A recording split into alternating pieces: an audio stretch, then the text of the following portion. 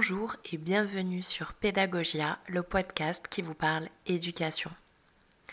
Alors c'est vrai que ici on parle éducation, on parle développement de l'enfant, autonomie, compétences, formation. Mais on oublie quelque chose d'important. En cette période si spéciale, je voulais vous parler d'amour.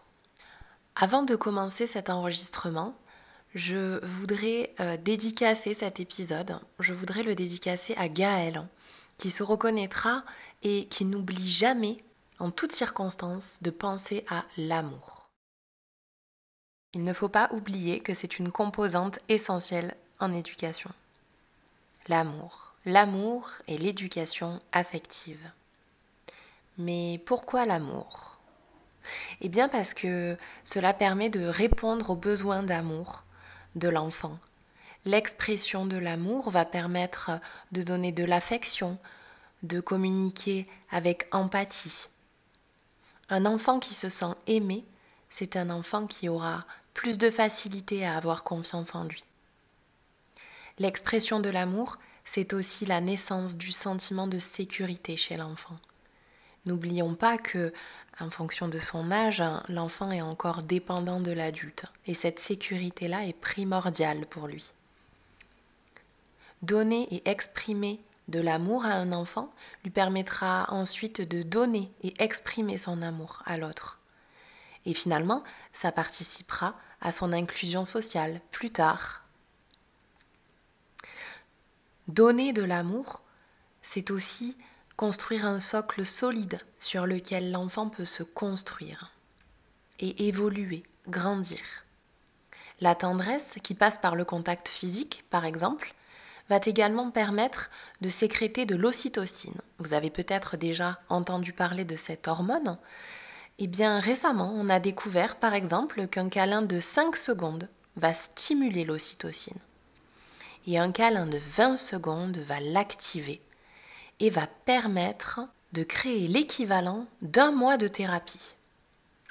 Tout ça avec un câlin, un vrai bon câlin.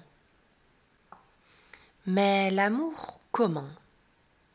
Eh bien, par exemple, sans oublier de dire « je t'aime ». Il y a plein de façons de dire « je t'aime ». Je t'aime quoi que tu fasses. Je me sens bien quand je suis avec toi. Je te remercie pour le bonheur que tu m'apportes.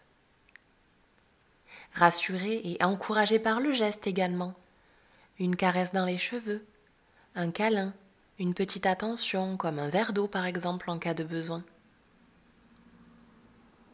L'amour est également vu comme une connexion physique, oui, mais également par l'intérêt que l'on porte à l'autre. C'est une façon finalement de rentrer en contact avec l'autre. Puis, c'est aussi un moyen de rester en connexion avec l'enfant lorsque on est en désaccord. N'oubliez peut-être pas de rappeler que c'est pour préserver leur sécurité que vous imposez certaines règles, parce que vous tenez à eux.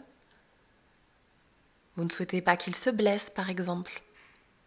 Et dans tout ça, il ne faut pas oublier que l'amour égoïste n'est plus de l'amour. Si l'amour n'est pas altruiste et désintéressé, alors il peut rapidement devenir étouffant. Ne gardez pas votre enfant rien que pour vous. Il est si extraordinaire qu'il mérite d'être connu lui aussi, de se sociabiliser, de croquer la vie à pleines dents. Accompagnez-le. Il développera son autonomie et apprendra à s'ouvrir au monde. N'oubliez pas, si vous lui donnez et exprimez de l'amour, votre enfant apprendra à aimer à son tour.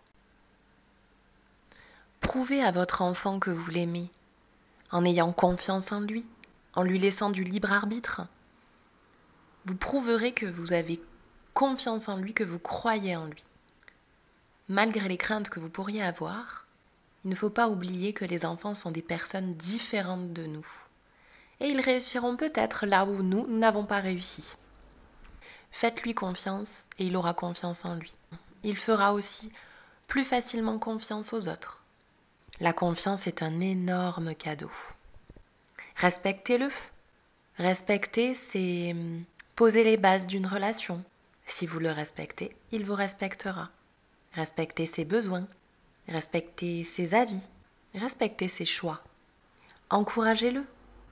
Lorsque vous vous montrerez encourageant, même lors de moments plus compliqués, votre enfant pourra gagner confiance et se sentir aimé malgré les faiblesses qu'il peut avoir à certains moments.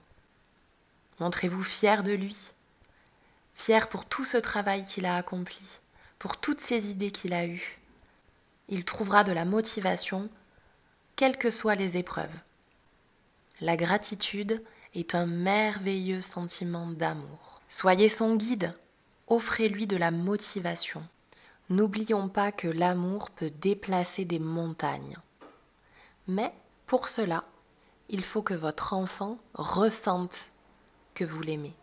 Et même si vous le nourrissez, vous le logez, vous l'habillez, et que cela participe aussi à l'expression de votre amour, cela ne lui semblera pas évident.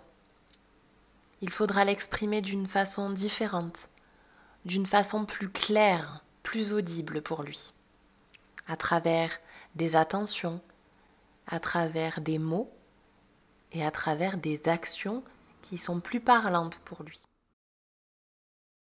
Je vais m'arrêter là pour ce podcast. Merci de m'avoir écouté et on se retrouve très vite pour un prochain épisode.